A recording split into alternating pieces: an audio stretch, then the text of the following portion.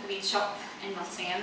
Today I'm going to show you how to make one of our all-time favourite little mini projects, which is our Swarovski sparkling ring project. It's something that was devised by Robin, one of the owners of the business, way back when we opened in about 2000. Having been looking at a lot of Japanese beading, was quite highly influenced by some of the clever designs, and came up with a really simple project which we've run as a workshop for years and years now, using right angle weave techniques and a combination of different sized beads woven together to create a really simple but elegant cocktail ring.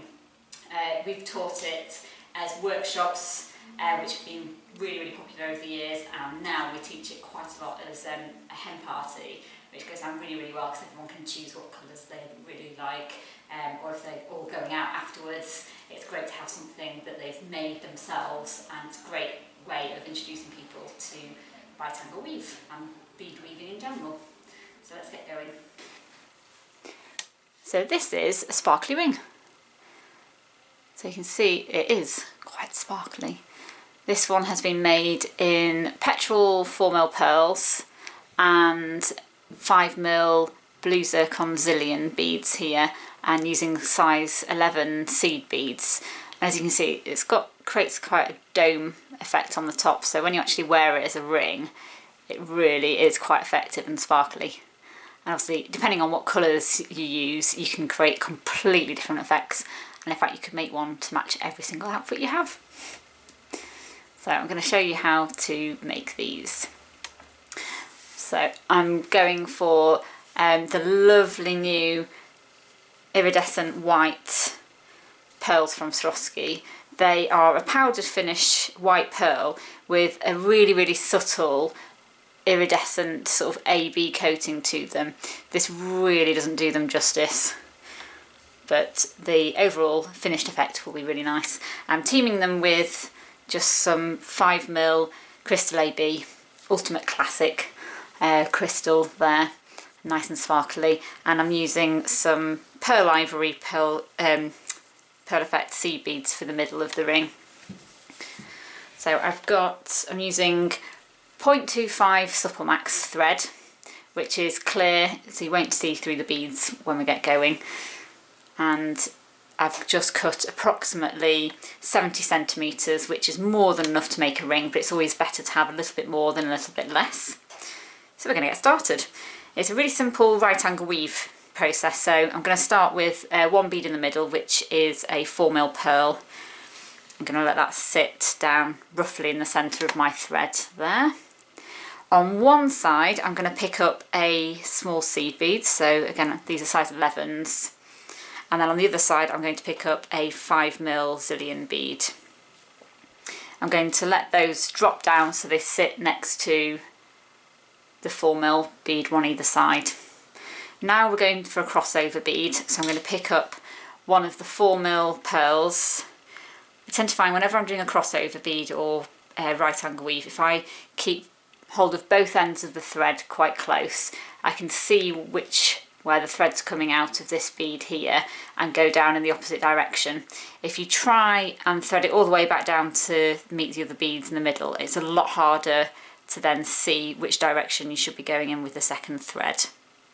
If you struggle, like I am doing right now, to see the holes or the ends of the thread, given that it's clear thread, it's a good idea to just colour the ends of the thread with a little bit of nail varnish or a marker pen, and you'll be able to see a lot better. So pull that down to the middle and you will have two 4mm beads there with a seed bead on this side and a 5mm zillion on the other. So now on the side that the seed bead's on, so this right thread, I'm going to pick up another seed bead and just let that slide down the thread to sit next to the other beads. And on the other side I'm going to pick up a 5mm and let that slide down as well. So you can see on this side it's all going to be seed beads, on this side it's all going to be zillion beads, and then I'm going to pick up another crossover. So that's the 4mm pearls. Now to make the top of the ring, you only need 6 of each type of bead, so 6 4mm pearls, 6 5mm zillion beads and 6 size 11 seed beads. And you can see by the keeping the small beads on the inside and the large beads on the outside, you're actually starting to create a curve which will eventually form our circle on the top of our ring. So you just keep doing this in the same way, so seed beads on this side, zillions on here, cross over 4mm pearl until you've used up all the beads.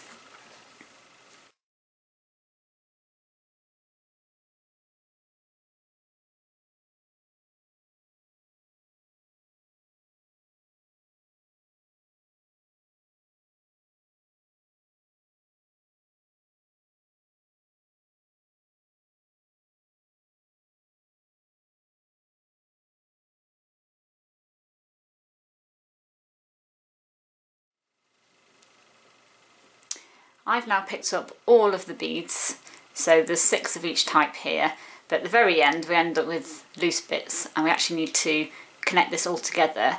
So using the inside thread, which has got the seed bead attached to it, thread this through the very first pearl at the beginning here.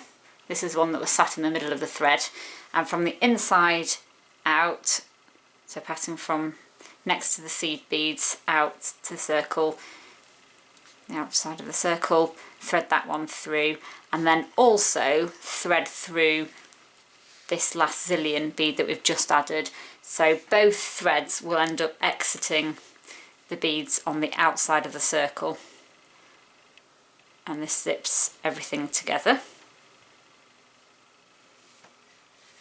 So pull those threads up, and so essentially you've crossed over in the very last zillion bead, and this has now created our lovely sort of star or flower shape, which is the basis for the top of our ring.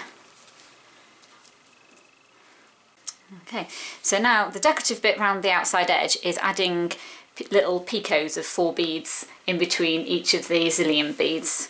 So holding on to the threads so you don't lose the tension, I'm going to start working from on one side. So I'm just going to use crystal AB beads for this bit, so a bit of a contrast to the middle there where I've used the ivory coloured beads. Because this is going next to the crystal AB zillions, I thought I'd keep it all the same on the outside.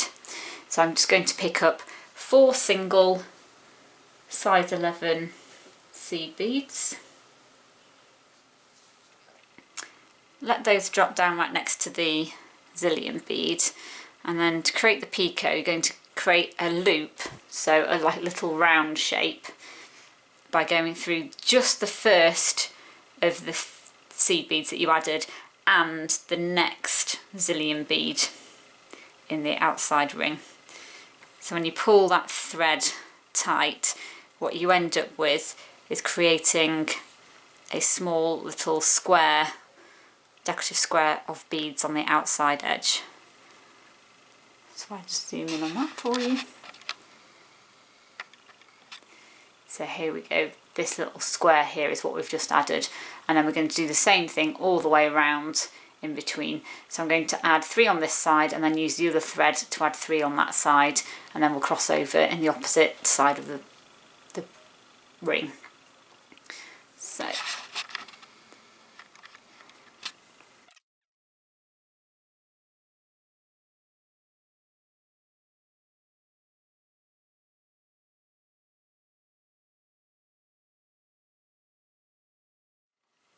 and when you pull the tension up, it pulls everything together. So now, rather than continuing around with just the same piece of thread, I'm going to work with the other piece. So because we're working from the centre, it just means you won't run out of one side sooner than the other.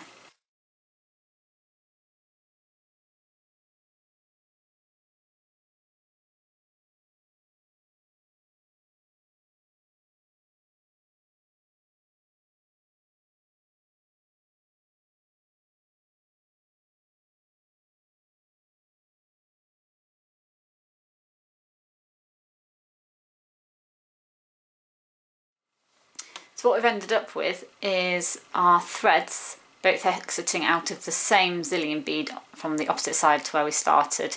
So one thread did 1, 2, 3, and the other thread did 1, 2, 3 at the bottom, so they meet up again on this side here.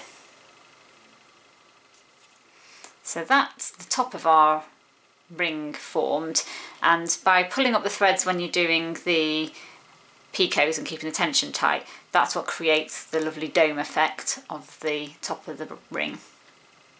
So now we need to actually create a way of wearing the ring. So we're going to create a ring band with the excess thread at the back here. So I'm just going to be using size 11 seed beads for this. So I have more of those here. And to begin with, you want to pick up 3 beads on each side of the thread.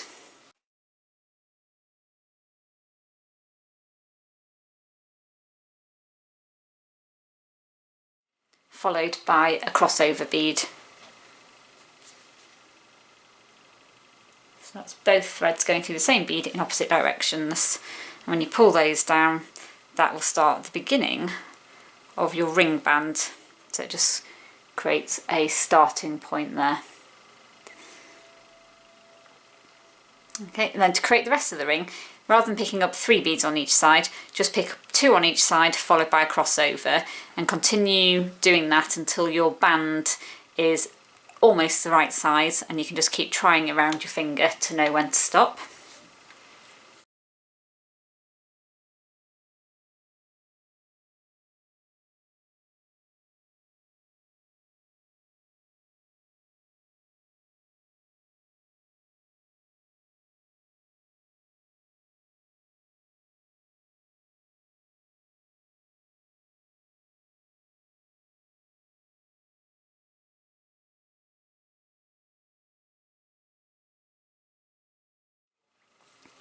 When it starts to look like it's getting long enough to wrap around your finger, you can actually test it out by wrapping it round.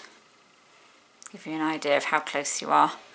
And I know that that's about right, so you need enough of a gap between the bead and the end of your beading to be able to join the two together. So I'm going to be putting 3 on each side like I did at the beginning, and then cross over through the zillion bead on the opposite side of the ring top.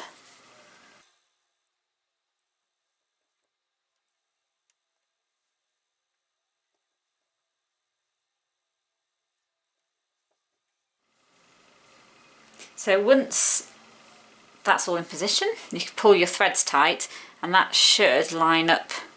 You just want to make sure that the beads at the beginning of the band here don't get caught under the little picot edges, or on top of them should I say. They want to be underneath.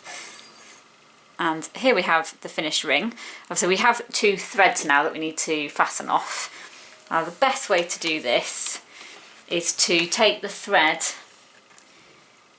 and keeping the tension tight in the other thread and holding on to the ring, is to loop the thread underneath the existing thread coming out of the bead that you're next to. That will create a loop in the thread, and you can take the end of the thread through. That creates a small knot around the thread. Easier said than done. It is a little bit fiddly, but it's worth persevering with.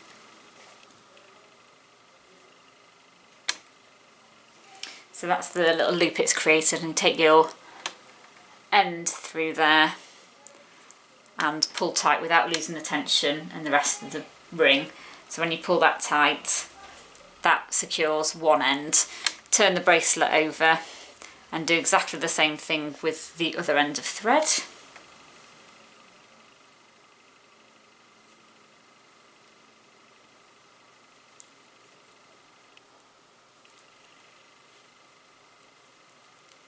Make sure you don't get any beads caught up in your knot either. There we go, pull it tight. And that will hold together now.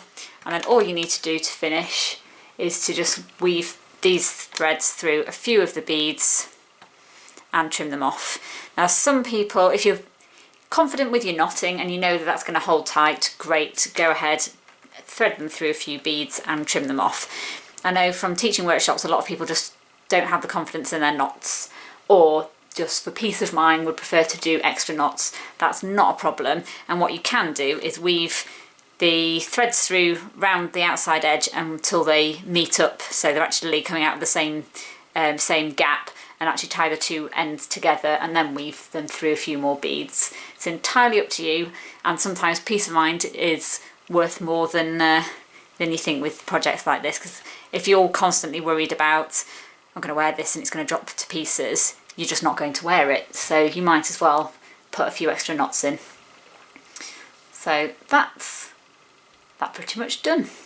Another thing I want to show you is just how you can create different effects using different size beads. So I've been using zillion beads for the 5mm and round pearl beads for the middle 4mm ones. On this beading mat I have the lovely new graphite 4mm zillion beads, which I really wanted to incorporate into a ring, but because they are zillion shaped but 4mm, I'm going to use those instead of the pearls, and 5mm zillions in jet with galvanised silver in the centre, and that will create a completely different more geometric effect by having the very angular beads in the middle, but also a complete contrast to the very pale and pretty ring here. It's something that's a bit more of a statement item. So again, same amount of supple max thread here, and to start in exactly the same way. So we're going to pick up the 4mm bead in the middle,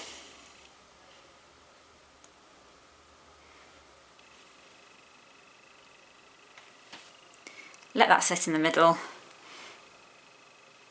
seed bead on one side, larger zillion bead on the other, and a 4mm for a crossover in the centre.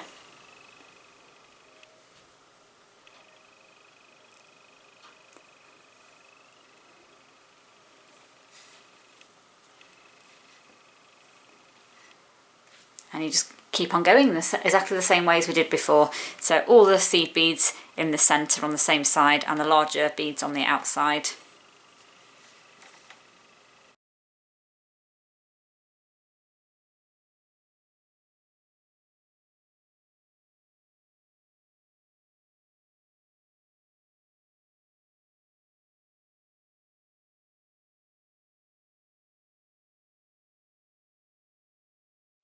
So exactly as we did before, use the inside thread to go through the crossover 4mm from the beginning,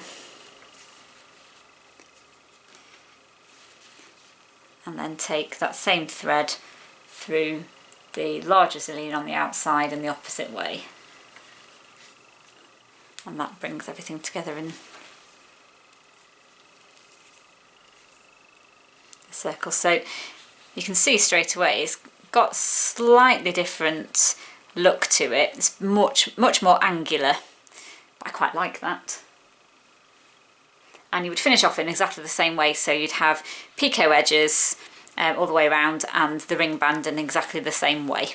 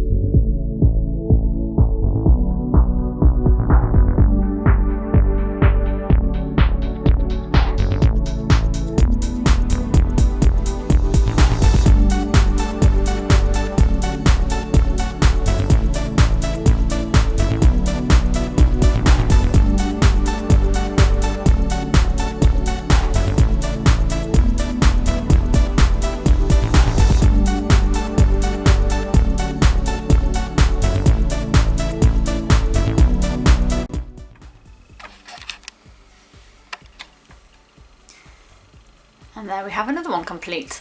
And you can see it does look quite different to the domed effect of the top of that one.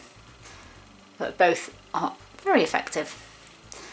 So it opens up lots and lots of scope for playing around with colours.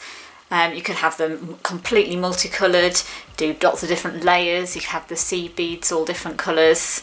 You can introduce a second colour into the band if you wanted to, or multiple colours again.